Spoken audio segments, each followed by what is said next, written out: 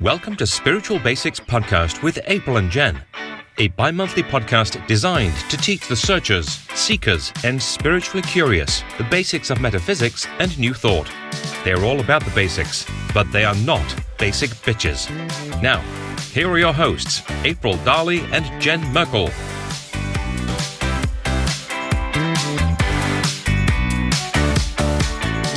Hello, and thank you for joining us for another episode of Spiritual Basics Podcast with April and Jen. My name is Jen Merkel. I am a transformational life coach and certified hypnosis practitioner, and you can schedule an intuitive card reading or sign up for my wellness newsletter at jenmerkelhypnosis.com.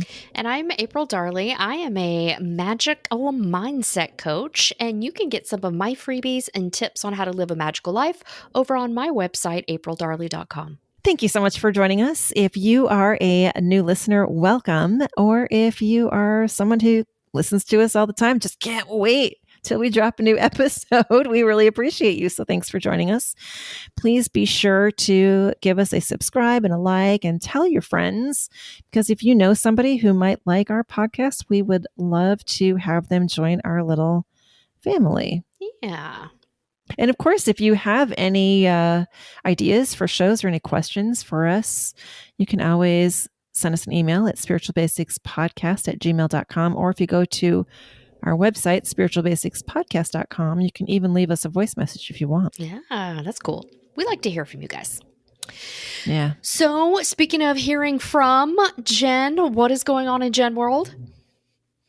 Yeah, actually, I've been making a lot of major changes. And I know I've talked about it a little bit here and there on past episodes, but I mean, I could probably do a whole episode on all the changes I'm making, because I'm thinking like, oh, they're just little minor changes, but they really add up. And, you know, it all goes back to during cancer season when I had my weepy Instagram live and decided that I just need to make some changes. And so I've been doing a lot of things like just being more environmentally conscious, being really conscious about my carbon footprint, and making better choices as far as, you know, who I'm buying from and what I'm buying. And maybe I don't need to buy things at all. Maybe I can buy things used and all that kind of stuff. And I've been listening to some podcasts and watching some YouTube videos, like the Minimalists. They've got a really good podcast. Some of their podcasts they put on YouTube, like their full podcast, and it's like over 2 hours long. Wow. So it's like, it's really good. Like if it's a Saturday afternoon or Sunday afternoon and I'm like, oh, I'm just going to get some crocheting done, I just stick that on and listen. But it's really great. And you know, the whole premise of minimalism isn't to like get rid of all your stuff. It's just to get rid of the stuff that you don't need or that doesn't serve a purpose or spark joy, so to speak, right? Yeah. And I feel like every couple of years, every like 4 or 5, maybe 7, I don't know, years, I go through this time where I'm like, you know, I really need to do that some more. And so I've been doing that a lot lately, giving things away to the Free Cycle, or what is the name of that? The Buy Nothing group that's here. The one where I live, actually, it used to be a Buy Nothing group, but they didn't like all the rules, so they just changed it to a regular Facebook group. But anyway, so I've been doing a lot of that, and it feels like a burden has been lifted, you know, like because when you don't have as much stuff to take care of, you don't have as much stress, you know, and like, even like if you were to come to my apartment now, first of all, I'm not completely done with the process. And by the way, it's like an ever changing thing. Like it's not a destination. Like you never get to that final place.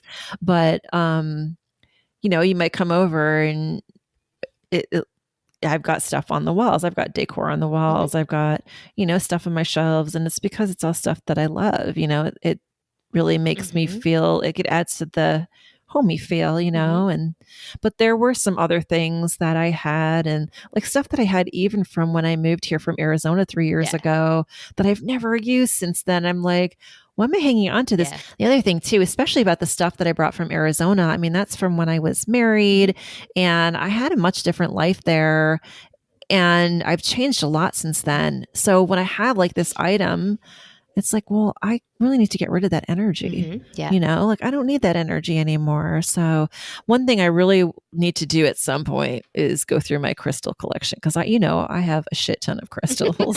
And No. I love them. But I do have some, like one time I bought some, like for example, some clear quartz, like a 2 pounds of clear quartz tumbled crystals or something like that. And 2 pounds, I don't know what that is. And I get it. And I'm like, holy crap, there's like, 50 crystals in here. Right. I don't need all that, Right. and even I'll do grids once in a while, but I still don't need that many. So I was thinking about, just putting some up on Etsy or something, or maybe eBay or something like that, so they can find a new home and help someone else. But just a matter of doing that.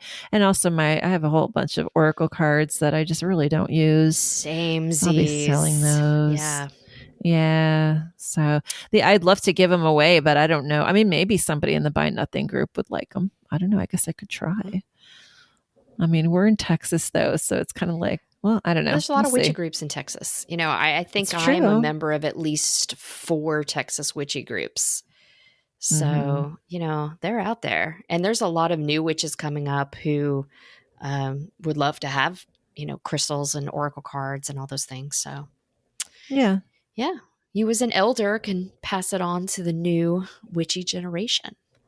Yeah. And, quite honestly, the idea of like taking photos and writing descriptions and putting a listing up and spending money to list it and then shipping it. And I'd rather just give it away. Same. I mean, even the decks that I have slated to give away, it's kind of like maybe I'd make, I don't know, $75 at tops for all of them. And it's like, meh. Yeah. So I'm just enjoying that whole kind of simplifying vibe and just kind of going with the flow and trying to keep my mindset that way as well. Cut down on things that just aren't necessary energetically in whatever shape that takes, whatever form. So April, how are you doing? I am deep in the rabbit hole in the wonderland of astrology. Listeners, at our last episode, April talked about how she was trying to get into an astrology workshop intensive, and she was running into blocks and she didn't think she was going to be able to. So give us an update. So this is not an intensive workshop. It's actually a certification program. So it's the thing you do to be a certified astrologer. So it's been on my bucket list for many, many years. And I've always told myself, one day I'll be an astrologer, one day. And I decided this year that I'm going to start checking things off my bucket list and make one day today. And so I applied for this program, and I did not think I was going to get in because it was a pretty intense application process, but they accepted me. So I am in this certification program, and by the end of December, I will be a certified astrologer. So that's so exciting. So going into the new year, are you gonna offer astrology readings as part of your business? I am. And I'm kind of thinking, and through this program, they help you determine what is your astrology personality style and what is your astrology path that you want to take based on your own astrological chart. And well, that's really cool. It is. So it's kind of looking at your chart to see what kind of astrologer would be the best fit for you, which I love. And if you've known me or had sessions with me, I am a huge astrology nerd. It is one of the fun facts of April World that I'm going to work in astrology somewhere in our conversation. So I would like to create some new offerings with clients that I actually do a lot of life purpose, life path, et cetera, based on your individual astrology chart. So making some new coaching programs that are guiding your life through the blueprint you chose when you came in, before parents and society and the world put some stuff on you to make you not be you, right? That is super cool. So as you go through the course, if you're looking for a volunteer, I'm raising my hand. I would love to learn more about that. Yeah, I do have to do case studies as I go along and research projects and things like that. This program is intense. Like I just got module 1 this year. Module 1 this week, and my brain is melting. Like literally, I think I've already spent 4 or 5 hours in 2 days on it. And we're doing an astrology podcast tonight. And it's like I am eat, breathing, sleeping astrology. I even wore a pair of astrology underwear yesterday. Like I am like in it, I am in it to win it. This is like the new life path for me. So I am I'm deep in the rabbit hole of astrology, I gotta say. That is so cool. It reminds me of like when I was learning hypnotherapy, I needed to also practice, and you were one of my guinea pigs. I mean, volunteers. Just kidding. New recruits. Yes. Hey, by the way, speaking of astrology underwear, I actually found a really good source for sustainable under things that actually are really comfortable and amazing. That's good. It's called MeUndies, MeUndies.com. Have you ever heard of them? They're made of sustainable materials. They're super cute, and they have different prints, like cool prints. Like they have a corgi print and they have an Aquarius print, and I've got both of those. Nice. But they have like their bras are like made it's like a silky material, and I think it's called modal. I'm not sure, but so like their bras are supportive but also soft. And they're really nice. I have 2 of their bras in 2 different styles, and their underwear, like I said, is really great. And they've got like, I don't know, 8 different styles of underwear, like whatever you can find at Target as far as underwear. They've got pretty much the same styles, but they're actually really nice. So if you're looking for something earth friendly to wear on your bottom and your boobs, if you want a corgi on your crotch, go there. MeUndies. Well, hey, I got the corgi undies. I got a couple other prints too. I've got one that has tropical drinks all over it. Yeah. I should have worn my astrology underwear tonight because we're talking about astrology, like you said. Wow. So let's just get into it then. As always, we really love using the site AstroSeek, which is astro-seek.com. One of the things that's going to really be helpful for you as we go through this episode is to run your birth chart or your natal chart, just so you can determine, you can consult your chart and kind of match it up with some of the things we're going to be talking about. And by the way, today's episode, we didn't even really talk about that yet. Really just moving forward, is called Just Some Fun Things That You Can Do with Your Natal Chart. And this is more than it's above and beyond just knowing like what your sun, moon, and rising signs are. And we've already covered that in past episode, but this is just some really cool things. And where the idea for this episode was born was, I can't remember what exactly it was, April. There was one day, I think my son was coming to town. So we were I ran his natal chart and I was like sharing it with you. And you're like, oh, I'm in Aries moon too. And so then I like clicked on something, like there was this little link that said more, and I'm like, what's more? And I clicked on it and that was the point of no return, because I'm like, oh my gosh, look what we can find out, and did you know this, and what's yours? And we wanted to share some of that with you, and this is all stuff that you can find on astroseek.com. At least most of it is, but even if you didn't want to use that site, you could just do a quick browser search probably for any of these things, and it will help you to find that information. So one thing to note is there are some different methods that you can use. I selected the modern method. I think that's the default on AstroSeek.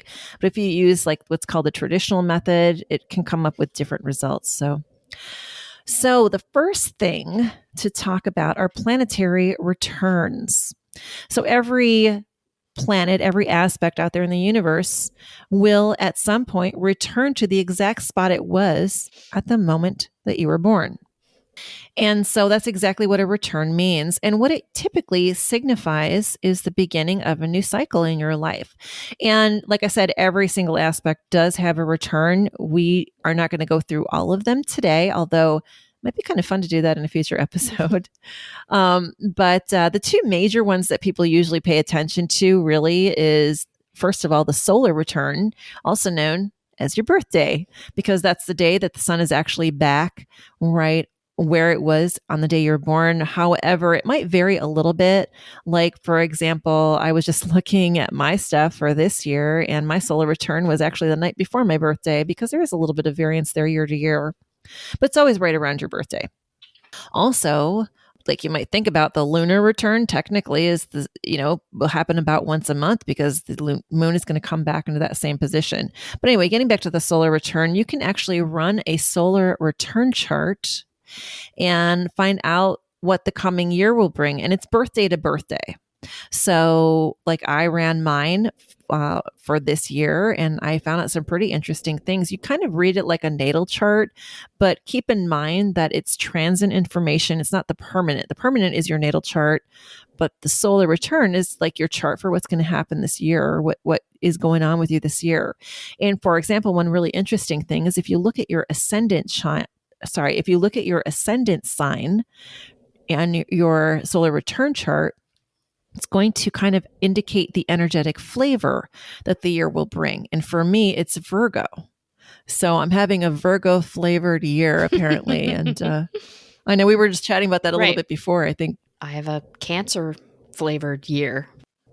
And then the other thing too to look at is to evaluate house placement, like where are the houses and things like that in relation to, your planets and stuff. So the other significant return that people don't generally look favorably, of course, is Saturn. Saturn is like the tower of the solar system, but it happens every 27 to 29 years. And it typically means that big things are happening, big changes are happening. And you will probably have about 3 of them happening in your life. The first one will usually happen when you're moving from youth to adulthood. The second one is going to indicate when you're coming of age, maturity. And then your third return is about wisdom and old age. Gosh, I hate that term, old age. I'm trying to think. I think my Saturn return is coming up in a couple of years. So not really looking forward to that, but it happens. Well, I have good news for you. I did some intensive training on Saturn today in my astrology program.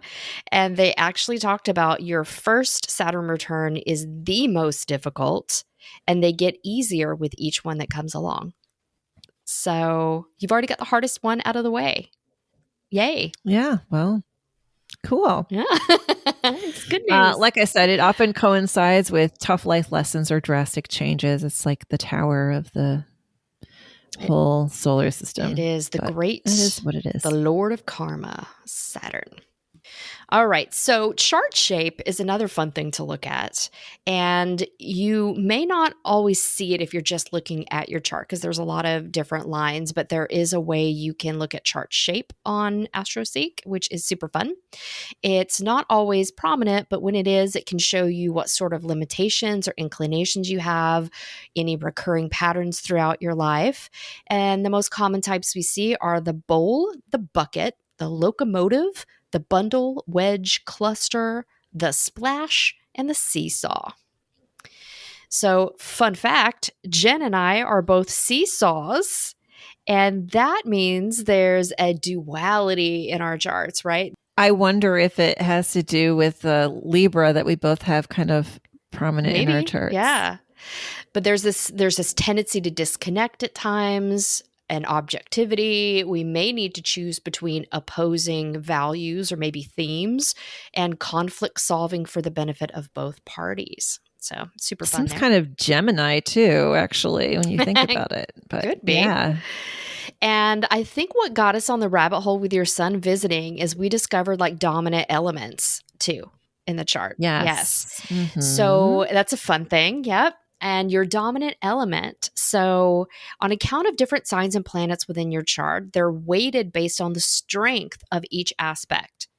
So Jen, what do you have? Mostly water at 44%, but air is a close second at 37%. And when you add those up and do the math, you can realize that I don't have much of the other 2 that are left. So I'm pretty much air and water. Yeah. Yeah. And I am a little bit different. So I am air at 37% with fire, a pretty close second at 33%. So I actually do not have very much water and earth in my charts. I'm pretty dominant air and fire. Now, also, as you can have a dominant element, you can have a dominant planet. So this is weighted based on its position in your chart. And I've got the sun at 70%, Mercury at 15%, and Venus at 11%. So a lot of those personal planets there. How about you? Yeah, I was surprised to learn that I have Neptune is definitely the strongest by far. It's 19%. And then also Venus and Jupiter at 12%. So I think with Neptune, a lot of that, water energy definitely coming through too. So yeah, it's pretty cool. And it's funny too, because I always felt connected to Neptune, and it's that mermaid energy too, I think. So definitely makes a lot of sense to me. Yeah, for sure. How do you feel about being connected to the sun like that? Like, do you feel that energy as well? So if you look at my chart and placements of other things in my chart, like really getting to the heart of self-identity and self is a real prominent theme in my chart, and even helping others get to strip off all that crap, what we talked about, and getting to the real heart of themselves. Yeah. So not only doing that for myself, but helping others do that is real prominent in my chart. So I get it. I get where the sun is there, and I have a lot of placements in communication sectors in my chart. So I get why that Mercury is real strong. I get why I have a lot of air in my chart because of that. And Right. for you, based on what I learned today, this brain melting astrology class, that Neptune is the higher octave of Venus. So Venus is how we feel about what we like and how we feel. And Neptune is magnified that on a meta scale. So it's how we feel in terms of the collective consciousness. So you've got a lot of heavy feels in there, which makes sense with all that water that you've got in your chart. Right. And then Jupiter is the planet of expansion and growth, right? Right. So all that together is a great picture of what you do in your career and your personal. And if you look at this movement and this new drive that you've got for minimalism and sustainability and health of the earth, and it all falls right into alignment with that. So it's great. Interesting. If I didn't know better, I'd say I was going through my Saturn return right now, but I don't know, because that would make perfect sense. But yeah, it's not happening, I don't think, for a couple of years. So another thing you might find interesting is something that's called a signature sign. And what this really means is it's like they take your most frequent element and your modality to determine your signature sign. It's the characteristics of the sign repeat themselves often in your birth chart. Now, I know, April, you got Libra. I did. What are your thoughts on that? How do you feel about Libra being your signature sign? I can see it. I definitely can see it, because based on other aspects of my chart, balance is very important to me.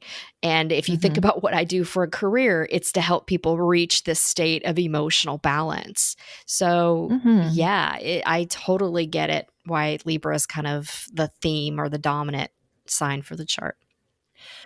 What's funny is when I ran it, mine was ambiguous. And I was like, what the heck? Ambiguous? Like, I don't have, it's just like a kind of saying N/A, not applicable. Right.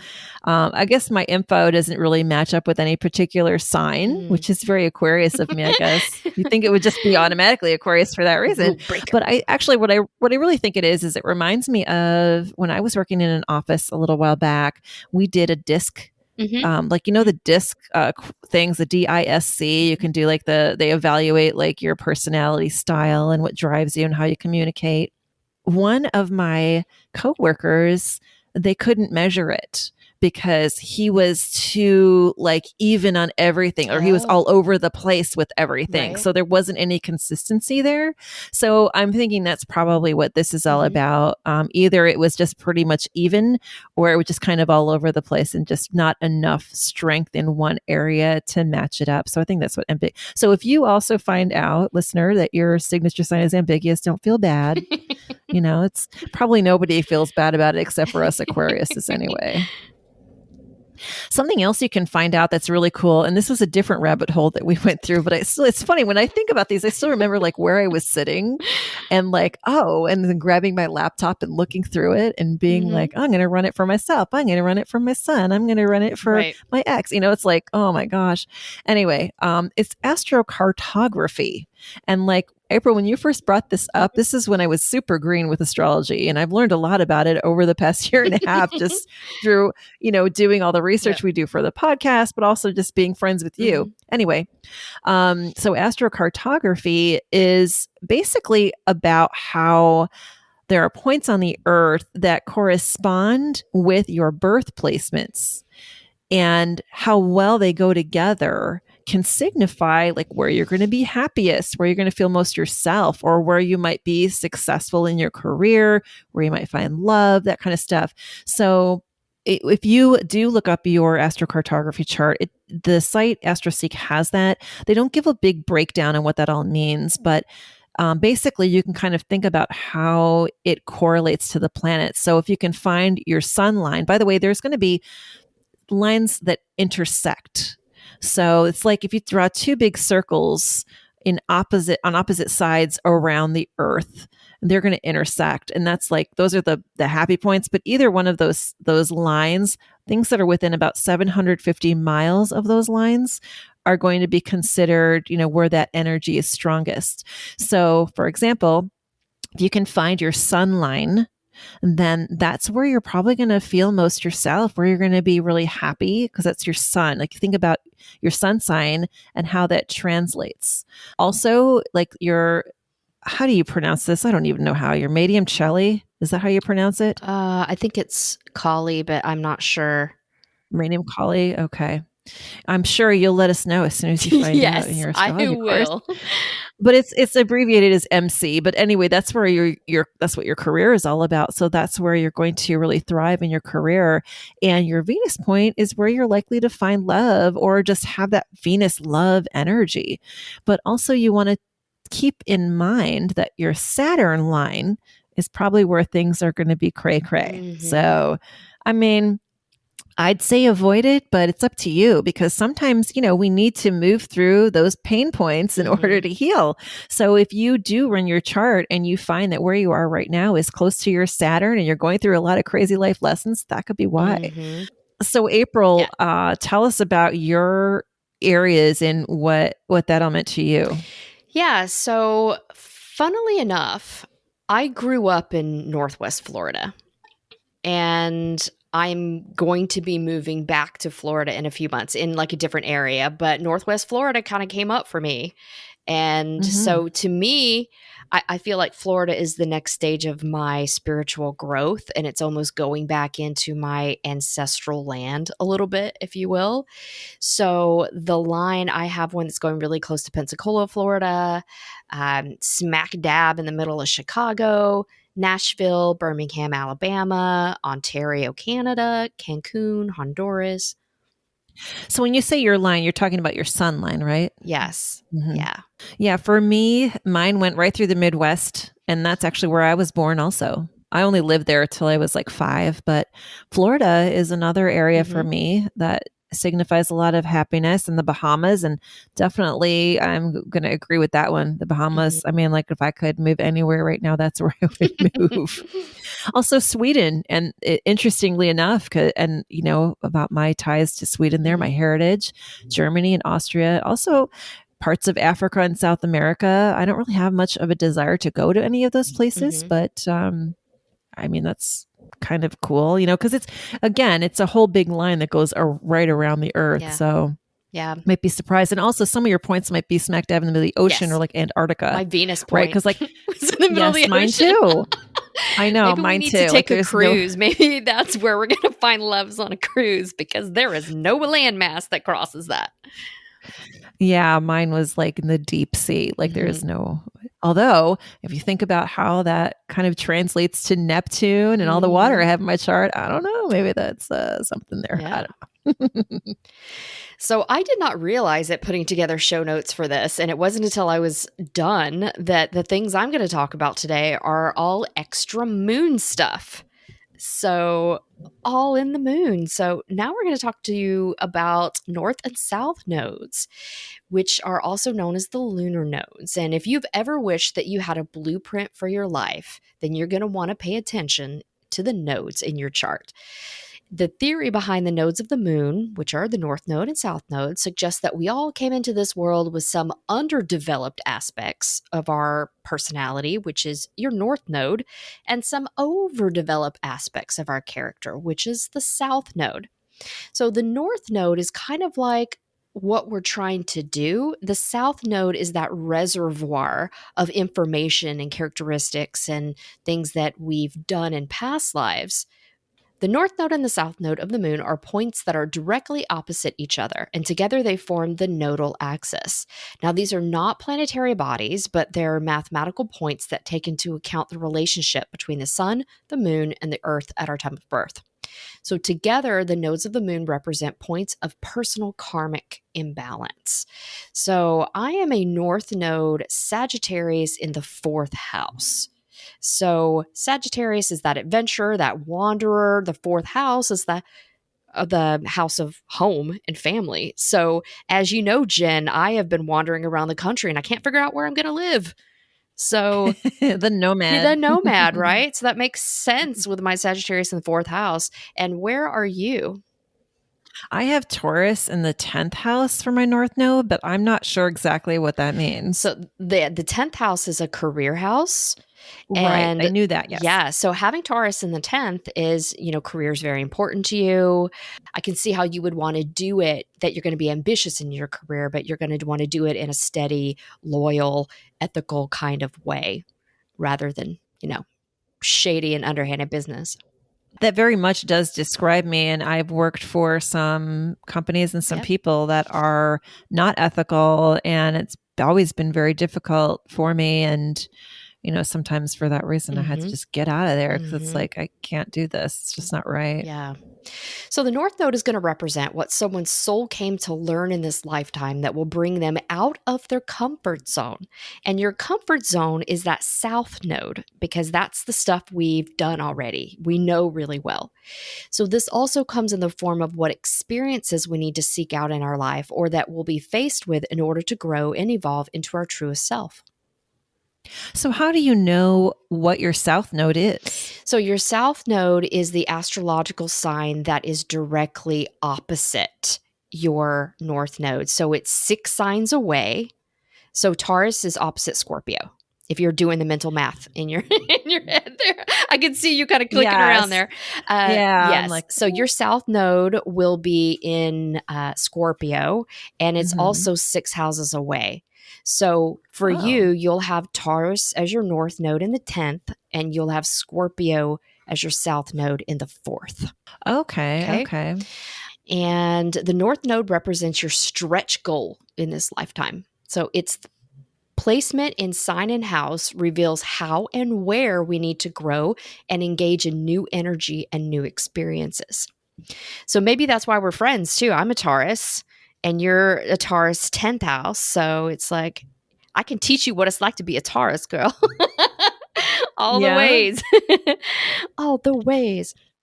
Interesting, because the 4th house, is about home and family and children and stuff like that. And I don't know. I mean, I don't.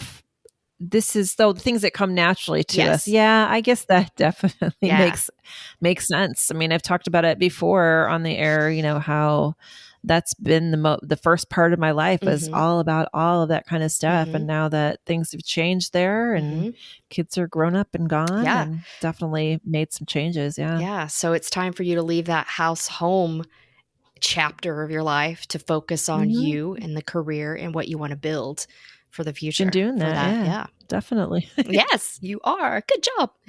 So the astrological placement of your house and sign in your north node, in south node, it's a secret to living your best, most meaningful life, which is why it's sometimes called the true node. And it's so important that astrologer Jan Spiller felt the north node was the most important thing about your birth chart and even wrote an entire book about it called Astrology of the Soul. And there's a huge chunk for each north node on there, so you can learn way more about it in that book. Now, your south node represents those experiences and qualities that come naturally to us, that are overdeveloped, and that we tend to fall back on when we feel insecure or scared or unsure. The sign of your south node is often considered to be the accumulation of traits from past lives or from your last life. So if that theory holds true, you were a Scorpio in your last life, or your collection of experiences and traits are Scorpio-like. And for me, I was a Gemini in the last life, or my reservoir of knowledge is Gemini-like under that theory. Interesting. Right? Huh. So if we overemphasize and fall back on the qualities of our south node, i.e. not leave that comfort zone, at the expense of growth and development of our north node, we may have a difficult time feeling personally successful. And fear is associated with south node issues. We desperately want to feel successful and stable wherever our south node is. However, the way we get there is to embrace the north node characteristics that are really uncomfortable. So we may especially resist embracing the north node and obsess over the south node issues for the first 30 years of your life. So it's not until you get kind of in your 30s, 40s, 50s, and beyond that you've got that wisdom enough and that you let go of this control enough to get out of your comfort zone and explore that north node territory. We're all stubborn, basically.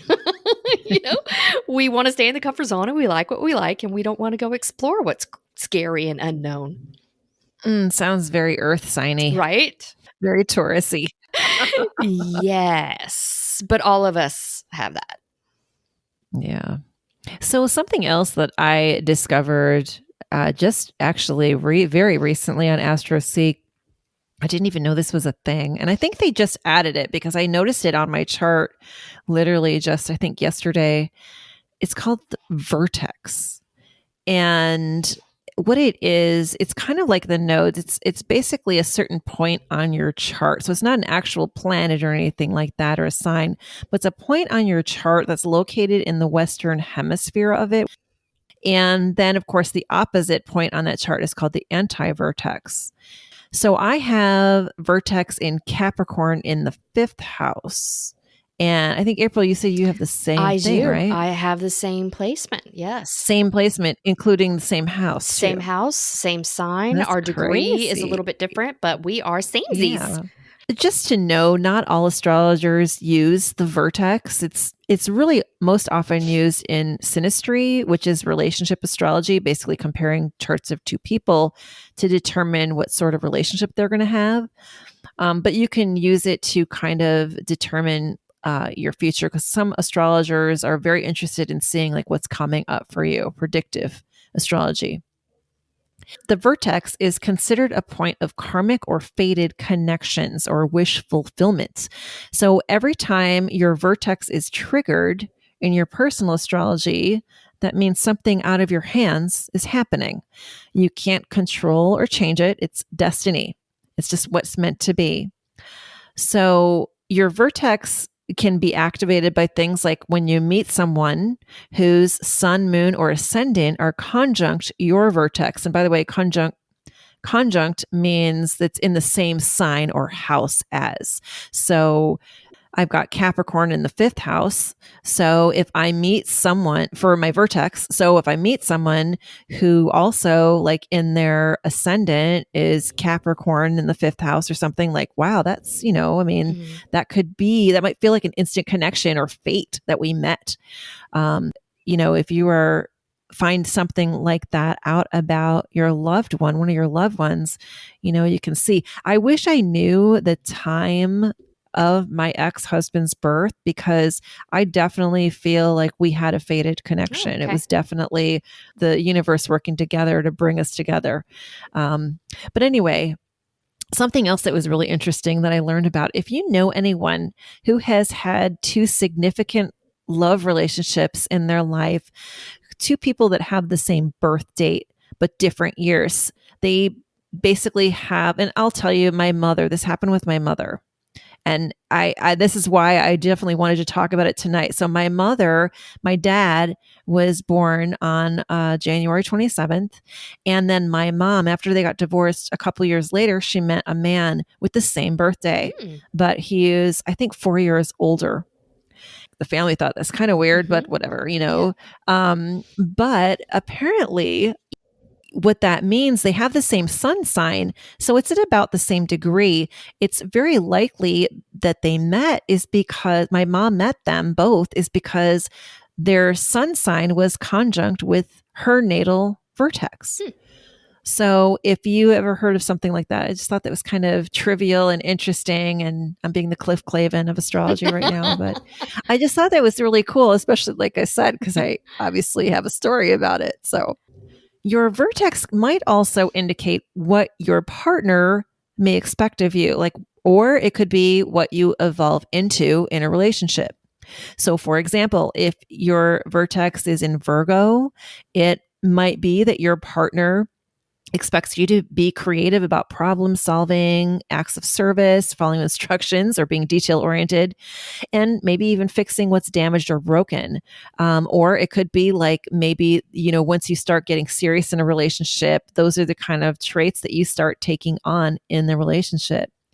And the house of your vertex will indicate where unforeseen events will occur. So, for example, if your vertex is in the 7th house, then you will have fated things happening in your relationships, marriage, and even business partnerships.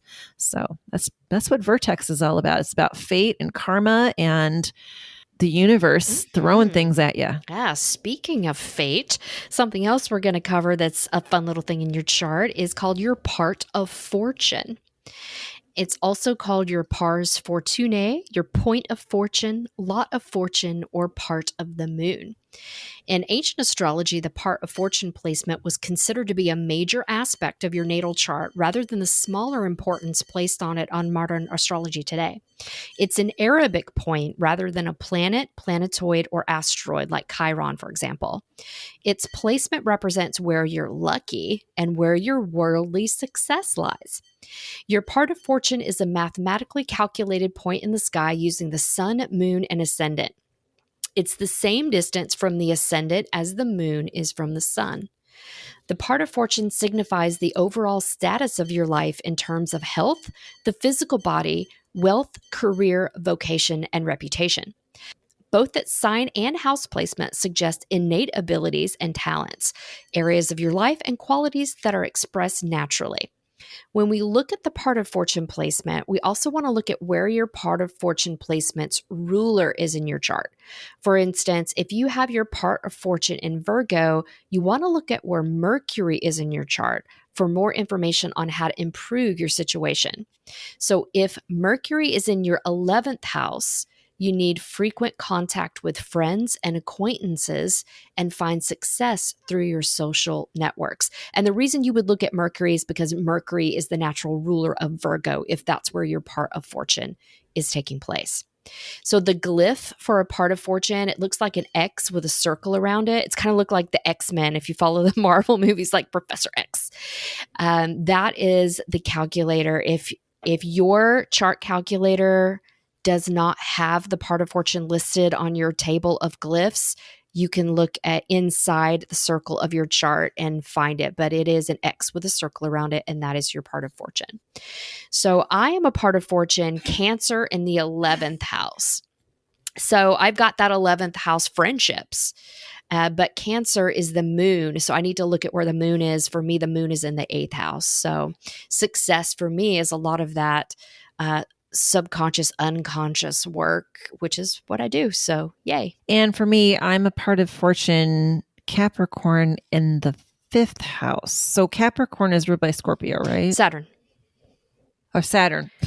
So you want to look where Saturn is. Scorpio is not a planet. Sorry. So Saturn, I have Saturn in the 8th house. Oh, you're an 8th house person, just like I'm an 8th house person then. So and it explains the work that we do, right? So we find that extra success and the unseen, the occult, the mysterious. It's kind of the house of sex, death, and taxes. That's sort of, so we're successful. Sex, death, and taxes. Cheers. Now, the final interesting moon thing I'm going to cover is called your Lilith moon sign. And there are not a lot of natal charts that will tell you what your Lilith sign. And that's one of the reasons I love AstroSeek, is because they do a pretty good job of breaking down these unusual things in your birth chart. Your Lilith moon sign is also called Black Moon Lilith. So you may see it represented that way as well.